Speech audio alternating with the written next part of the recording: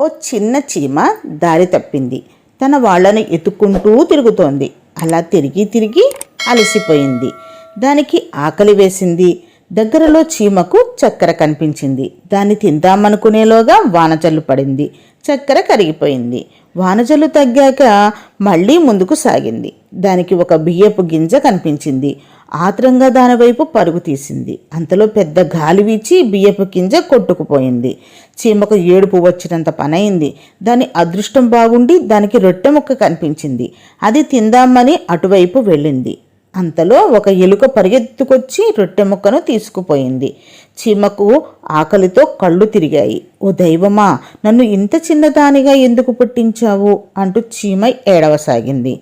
దేవతకు జాలి కలిగింది. చీమ ముందు ప్రత్యక్షమై ఎందుకు ఏడుస్తున్నావు అని అడిగింది. చీమ జరిగిందంతా చెప్పింది. దేవత చీమకు చక్కెర, బియ్యము, రొట్టె అన్నీ ఇచ్చింది.